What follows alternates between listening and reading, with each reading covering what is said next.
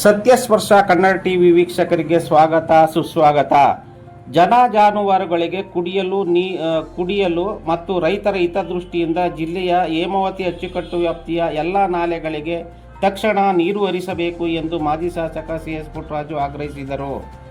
ಮಂಡ್ಯ ಜಿಲ್ಲೆಯ ಕೆ.ಆರ್.ಪೇಟೆ, ನಾಗಮಂಗಲ ಮತ್ತು ಪಾಂಡವಪುರ ತಾಲೂಕುಗಳಲ್ಲಿ ಹೇಮಾವತಿ ಜಲಾಶಯ ಅಚ್ಚುಕಟ್ಟು ವ್ಯಾಪ್ತಿಗೆ ಸೇರಿದ ಲಕ್ಷಾಂತರ ಹೆಕ್ಟೇರ್ ಕೃಷಿ ಭೂಮಿ ಇದ್ದು, ಈ ವ್ಯಾಪ್ತಿಗೆ ಸೇರಿದ ರೈತರು ಜಲಾಶಯದ ನೀರಿನ ಮೇಲೆ ಅವಲಂಬಿತರಾಗಿದ್ದಾರೆ. ಈಗಾಗಲೇ ಅಚ್ಚುಕಟ್ಟು ವ್ಯಾಪ್ತಿಯಲ್ಲಿರುವ ಎಲ್ಲ ಕೆರೆಕಟ್ಟೆಗಳು ಬರಿದಾಗಿದ್ದು, ಈ ಭಾಗದ ಅಂತರ್ಜಲ ಮಟ್ಟ ಸಂಪೂರ್ಣ ಕುಸಿದಿದೆ. ಹೇಮಾವತಿ ಜಲಾಶಯದಲ್ಲಿ 23 ಟಿಎಂಸಿ ನೀರು ಸಂಗ್ರಹವಿದ್ದು, ಅಣೆಕಟ್ಟೆಯ ಡೆಡ್ ಸ್ಟೋರೇಜ್ ಹಾಗೂ ಕುಡಿಯುವ ಅಗತ್ಯವಿರುವ ನೀರನ್ನು ಸಂಗ್ರಹಿಸಿಕೊಂಡು ರೈತರು ಮತ್ತು ಜನಜಾನುವಾರುಗಳ ಹಿತದೃಷ್ಟಿಯಿಂದ ಉಳಿಕೆ ನೀರನ್ನು ನಾಲೆಗಳಿಗೆ ಹರಿಸಬೇಕು ಎಂದು ಸುದ್ದಿಗೋಷ್ಠಿಯಲ್ಲಿ ಒತ್ತಾಯಿಸಿದರು. ಹೇಮಾವತಿ ಜಲಾಶಯದಿಂದ ನೀರು ಹರಿಸುವ ವಿಚಾರದಲ್ಲಿ ಜಿಲ್ಲೆಯ ಶಾಸಕರು ಮೌನವಾಗಿದ್ದಾರೆ. ಕೆರೆ ಕಟ್ಟೆ ತುಂಬಿಸಲು ತಕ್ಷಣ ನೀರು ಹರಿಸದಿದ್ದರೆ ಉಗ್ರ ಹೋರಾಟ ರೂಪಿಸಬೇಕಾಗುತ್ತದೆ ಎಂದು ಎಚ್ಚರಿಸಿದರು. ಬೆಳೆ ಪರಿಹಾರ ನೀಡಿ. ಕಳೆದ ವರ್ಷ ಕೆಆರ್ಎಸ್ ಅಣೆಕಟ್ಟೆ ಅವಧಿಗೂ ಮುನ್ನ ಭರ್ತಿಯಾಗಿ ಜಲಾಶಯದಲ್ಲಿ ಸಾಕಷ್ಟು ನೀರಿನ ಸಂಗ್ರಹವಿತ್ತು. ನೀರಾವರಿ ನಿಗಮದ ಅಧಿಕಾರಿಗಳು ನೀರು ನಿರ್ವಹಣೆಯಲ್ಲಿ ವಿಫಲರಾದ ಕಾರಣ ಬೆಳೆಗಳಲ್ಲಿ ನೀರಿಲ್ಲದೆ ರೈತರು ಸಂಕಷ್ಟಕ್ಕೆ ಈಡಾಗಿದ್ದಾರೆ. ಜಲಾಶಯದಲ್ಲಿ 91 ಅಡಿ ನೀರಿದ್ದರೂ ಸಕಾಲಕ್ಕೆ ನಾಲೆಗಳಿಗೆ ನೀರು ಹರಿಸದ ಪರಿಣಾಮ ಬೆಳೆಗಳು ಒಣಗಿ ರೈತರಿಗೆ ಕೋಟ್ಯಾಂತರ ರು ನಷ್ಟವಾಗಿದೆ. ಹೀಗಾಗಿ ಸರ್ಕಾರ ಮತ್ತು ಜಿಲ್ಲಾಡಳಿತ ಈ ಕೂಡಲೇ ರೈತರ ನಷ್ಟ ಭರಿಸಲು ಮುಂದಾಗಿ ಸೂಕ್ತ ಪರಿಹಾರ ಘೋಷಿಸಬೇಕು ಎಂದು ಒತ್ತಾಯಿಸಿದರು. ನಾನು ಸಚಿವನಾಗಿದ್ದಾಗ ಕುಡಿಯುವ ನೀರಿಗೆ ತೊಂದರೆಯಾಗಬಾರದೆಂದು ಸದುದ್ದೇಶದಿಂದ ಬಳಗಟ್ಟ, ದುದ್ದ, ಸ್ಯಾದ್ನಹಳ್ಳಿ ಹಾಗೂ ಬಳೆತ್ತುಗುಬ್ಬೆ ಗ್ರಾಮಗಳಲ್ಲಿ ಏತ ನೀರಾವರಿ ಯೋಜನೆ ಜಾರಿಗೊಳಿಸಿದ್ದೆ. ಅಣೆಕಟ್ಟೆಯಲ್ಲಿ 60 ಅಡಿ ನೀರಿನ ಸಂಗ್ರಹವಿದ್ದರೂ ಈ ನೀರಾವರಿ ಯೋಜನೆಗಳಿಗೆ ಜಲಾಶಯದಿಂದ ನೀರೆತ್ತಬಹುದು. ಆದರೆ ಅಧಿಕಾರಿಗಳ ಇಚ್ಛಾಶಕ್ತಿ ಕೊರತೆಯಿಂದ ಈ ಯೋಜನೆ ಸರಿಯಾಗಿ ನಿರ್ವಹಣೆಯಾಗುತ್ತಿಲ್ಲ. ಈ ವರ್ಷ ನೀರಿದ್ದರೂ ಕೆರೆ ಕಟ್ಟೆ ತುಂಬಿಸುವ ಕೆಲಸ ಅಧಿಕಾರಿಗಳಿಂದ ಆಗಿಲ್ಲ. ಲಭ್ಯವಿರುವ ನೀರನ್ನು ತಮಿಳುನಾಡಿಗೆ ಬಿಡಲು ಶೇಖರಿಸಿ ಇಟ್ಟುಕೊಂಡಿರಬಹುದು ಎಂಬ ಅನುಮಾನ ಎಂದು ಹೇಳಿದರು.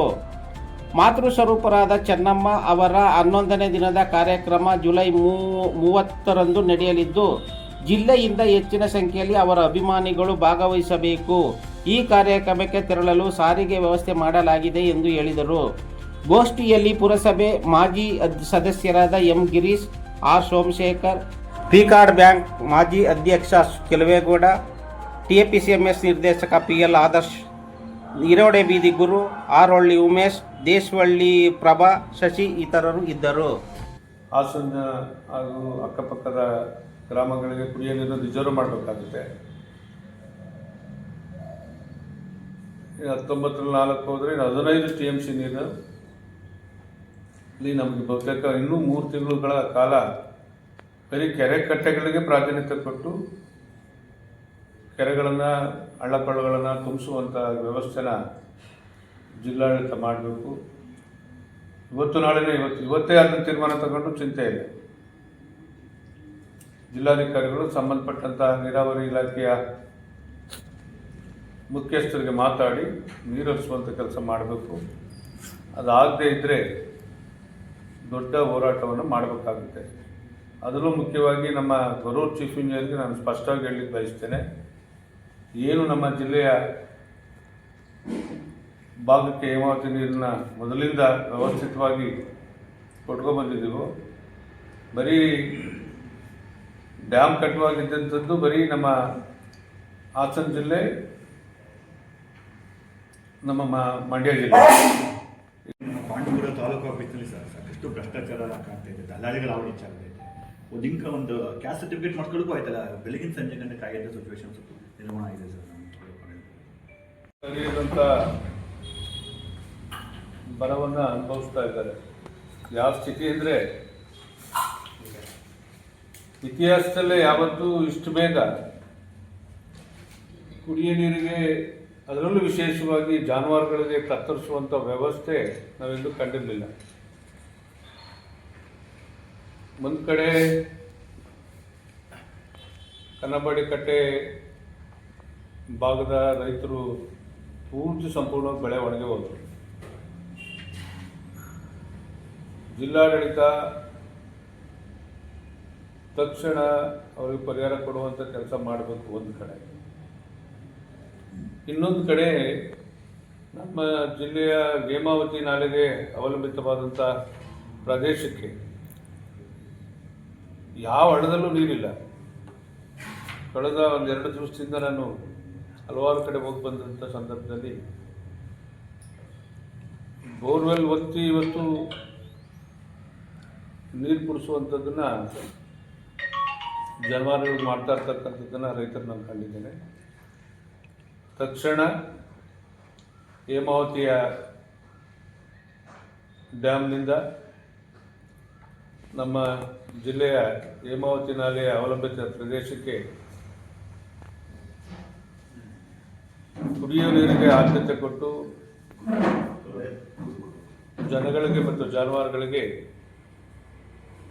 ಕುಡಿಯುವ ನೀರಿನ ವ್ಯವಸ್ಥೆ ಮಾಡಲಿಕ್ಕೆ ತಕ್ಷಣ ಇವತ್ತು ಡ್ಯಾಮ್ನಿಂದ ನೀರು ಹರಿಸುವಂಥ ಕೆಲಸವನ್ನು ಇವತ್ತೇನು ನಮ್ಮ ಜಿಲ್ಲಾಡಳಿತ ಮಾಡಬೇಕು ಅಂತೇಳಿ ಒತ್ತಾಯ ಮಾಡ್ತೇನೆ.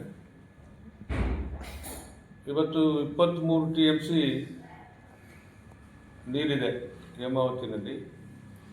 ಅದರ ಮ್ಯಾಕ್ಸಿಮಮ್ ಕೆಪಾಸಿಟಿ 32 TMC. ಆ 23 TMC ಇವತ್ತು ನೀರಿರ್ತಕ್ಕಂಥದ್ದನ್ನು ನಾನು ಅಂಕಿಅಂಶ ತರಿಸ್ಕೊಂಡಿದ್ದೇನೆ. ಕೆರೆ ಕಟ್ಟೆಗೆ ನೀರು ಬಿಡ್ತಕ್ಕಂಥ ಹಳ್ಳಕೊಳ್ಳ ತುಂಬಿಸ್ತಕ್ಕಂಥ ಕೆಲಸವನ್ನು ನೀರಾವರಿ ಇಲಾಖೆ ಅಧಿಕಾರಿಗಳಿಗೆ ಸೂಚನೆ ಕೊಟ್ಟು ಜಿಲ್ಲಾಡಳಿತ ಅಂದರೆ ಜಿಲ್ಲಾಧಿಕಾರಿಗಳೇ ಜವಾಬ್ದಾರಿ ಹೊರಬೇಕಾಗುತ್ತೆ. ಇವತ್ತು ಜಿಲ್ಲಾ ಮಂತ್ರಿಗಳಿಲ್ಲ, ಶಾಸಕರುಗಳು ಅವ್ರದ್ದೇ ಆದಂಥ ಮಂತ್ರಿಗಳಾಗಲಿಕ್ಕೆ ಹೋಗಿ ಡೆಲ್ಲಿನಲ್ಲಿ ಕೂತಿದ್ದಾರೆ. ಇಂಥ ಒಂದು ಕ್ಲಿಷ್ಟಕರವಾದಂಥ ಸಂದರ್ಭದಲ್ಲಿ ಜಿಲ್ಲಾಧಿಕಾರಿಗಳೇ ಜವಾಬ್ದಾರಿಯನ್ನು ತಗೋಬೇಕಾಗುತ್ತೆ. ಇರ್ತಕ್ಕಂಥ ನೀರನ್ನು ಕುಡಿಯೋ ನೀರಿಗೆ ನೀವು ರಿಸರ್ವ್ ಮಾಡಿಕೊಂಡು 23 TMCಲಿ 4 TMC ನೀರನ್ನು ನಾವು ತೆಗಿಯೋಕ್ಕಾಗಲ್ಲ. ಅದು ಯಾವಾಗಲೂ ತಳಮಟ್ಟದಲ್ಲಿರ್ತಕ್ಕಂಥ ನೀರು. ಇನ್ನೊಂದು 4 TMC ಹಾಸನ ಹಾಗೂ ಅಕ್ಕಪಕ್ಕದ ಗ್ರಾಮಗಳಿಗೆ ಕುಡಿಯೋ ನೀರನ್ನು ರಿಸರ್ವ್ ಮಾಡಬೇಕಾಗುತ್ತೆ. 19ರಲ್ಲಿ 4 ಹೋದರೆ 15 TMC ನೀರು ಇಲ್ಲಿ ನಮಗೆ ಬಹುತೇಕ ಇನ್ನೂ 3 ತಿಂಗಳುಗಳ ಕಾಲ ಬರೀ ಕೆರೆ ಕಟ್ಟೆಗಳಿಗೆ ಪ್ರಾಧಾನ್ಯತೆ ಕೊಟ್ಟು ಕೆರೆಗಳನ್ನು ಹಳ್ಳಕೊಳ್ಳಗಳನ್ನು ತುಂಬಿಸುವಂಥ ವ್ಯವಸ್ಥೆನ ಜಿಲ್ಲಾಡಳಿತ ಮಾಡಬೇಕು. ಇವತ್ತು ನಾಳೆನೇ ಇವತ್ತೇ ಅದನ್ನು ತೀರ್ಮಾನ ತಗೊಂಡು ಚಿಂತೆ ಇದೆ. ಜಿಲ್ಲಾಧಿಕಾರಿಗಳು ಸಂಬಂಧಪಟ್ಟಂಥ ನೀರಾವರಿ ಇಲಾಖೆಯ ಮುಖ್ಯಸ್ಥರಿಗೆ ಮಾತಾಡಿ ನೀರು ಹರಿಸುವಂಥ ಕೆಲಸ ಮಾಡಬೇಕು. ಅದಾಗದೇ ಇದ್ದರೆ ದೊಡ್ಡ ಹೋರಾಟವನ್ನು ಮಾಡಬೇಕಾಗುತ್ತೆ. ಅದರಲ್ಲೂ ಮುಖ್ಯವಾಗಿ ನಮ್ಮ ಗರೂರ್ ಚೀಫ್ ಇಂಜಿನಿಯರ್ಗೆ ನಾನು ಸ್ಪಷ್ಟವಾಗಿ ಹೇಳಲಿಕ್ಕೆ ಬಯಸ್ತೇನೆ. ಏನು ನಮ್ಮ ಜಿಲ್ಲೆಯ ಭಾಗಕ್ಕೆ ಹೇಮಾವತಿ ನೀರನ್ನ ಮೊದಲಿಂದ ವ್ಯವಸ್ಥಿತವಾಗಿ ಕೊಟ್ಕೊಂಡ್ಬಂದಿದ್ದೀವೋ, ಬರೀ ಡ್ಯಾಮ್ ಕಟ್ಟುವಾಗಿದ್ದಂಥದ್ದು ಬರೀ ನಮ್ಮ ಹಾಸನ ಜಿಲ್ಲೆ, ನಮ್ಮ ಮಂಡ್ಯ ಜಿಲ್ಲೆ, ತುಮಕೂರು ಜಿಲ್ಲೆಗೆ ನೀರು ಕೊಡಬೇಕು ಅನ್ನೋ ಒಂದು ತೀರ್ಮಾನ ಸರ್ಕಾರ ಮಾಡಿದೆ. ನಮ್ಮದೇನು ವಿರೋಧ ಇಲ್ಲ.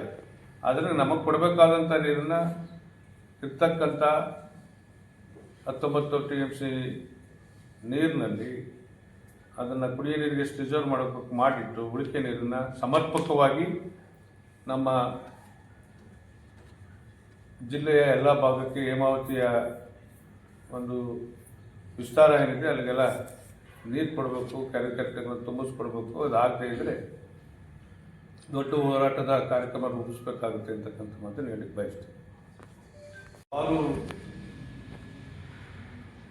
6 ಏತ ನೀರಾವರಿಯನ್ನು ನಾನು 2018ರಲ್ಲಿ ಸಚಿವನ ಕೆಲಸ ಮಾಡುವಂಥ ಸಂದರ್ಭದಲ್ಲಿ ವಿಶೇಷವಾಗಿ ಮೇಲ್ಕೋಟೆ ವಿಧಾನಸಭಾ ಕ್ಷೇತ್ರಕ್ಕೆ ಮಾಡಿಕೊಟ್ಟಂಥದ್ದು.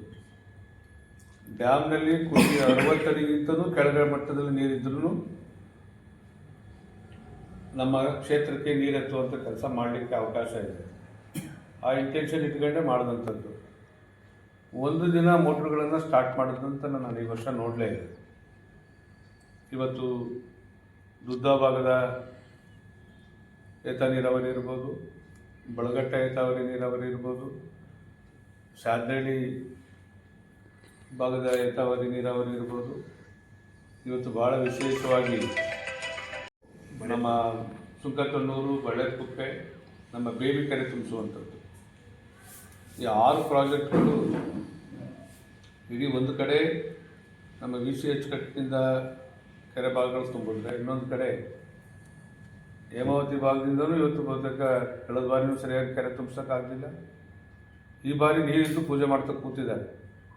ಇವತ್ತೇನಾದ್ರು ಸೆಂಟ್ರಲ್ ಪವರ್ ಕಂಪ್ನಿದೇನು ತೀರ್ಮಾನ ನೀರು ಬಿಡಿ ಬಂದರೆ ನೀರಿದ್ದಲ್ಲಿ ಗುಡಿಯನ್ನು ಎಳಿಸ್ಕೊಳ್ಳೋಕ್ಕೆ ನೀರು ಮಡಿಕೊಂಡು ಕೂತಿದ್ದಾರೆ ಅಂತ ಕಾಣುತ್ತೆ. ಇಂಥ ಕೆಟ್ಟ ವ್ಯವಸ್ಥೆಯಲ್ಲಿ ಈ ಜವಾಬ್ದಾರಿ ನಿರ್ವಹಿಸ್ತಾ ಇರ್ತಕ್ಕಂಥದ್ದನ್ನು ಜಿಲ್ಲಾಡಳಿತ, ವಿಶೇಷವಾಗಿ ನೀರಾವರಿ ಇಲಾಖೆಯ ಅಧಿಕಾರಿಗಳು ಭಾಳ ಉದಾಸೀನ ಮಾಡ್ತಾ ಇರ್ತಕ್ಕಂಥದ್ದು ಕಂಡುಬಂದಿದೆ. ತಕ್ಷಣ ಇದ್ರ ಬಗ್ಗೆ ಜವಾಬ್ದಾರಿ ಹೊತ್ತು ಕೆಲಸ ಮಾಡೋದಾದರೆ ಎಲ್ರಿಗೂ ಬುದ್ಧಿ ಹೇಳುವಂಥ ಕೆಲಸವನ್ನು ನಮ್ಮ ರೈತರೇ ಮಾಡ್ತಾರೆ. ಜನ ಎಲ್ಲ ಒಂದು ಕಡೆ ಅವ್ರು ತಗೊಳ್ತಕ್ಕಂಥ ಒಂದು ತಪ್ಪು ನಿರ್ಧಾರಗಳಿಂದ ಇಂಥ ವ್ಯವಸ್ಥೆಗಳನ್ನು ನಾವು ಕಾಣ್ತಾ ಇದ್ದೀವಿ. ಆದರೂ ಜಿಲ್ಲಾಧಿಕಾರಿಗಳು ನಮ್ಮ ಈ ವಿಚಾರವಾಗಿ ತಕ್ಷಣ ಗಮನ ಹರಿಸ್ತಾ ಇದ್ದರೆ ತಾಲೂಕು ಆಫೀಸ್ ಮುತ್ತಿಗೆ ಹಾಕುವಂಥ ಕಾರ್ಯಕ್ರಮವನ್ನು ನಾವು ಕಟ್ಟಿರ್ತಕ್ಕಂಥ ಮಾತು ಹೇಳಲಿಕ್ಕೆ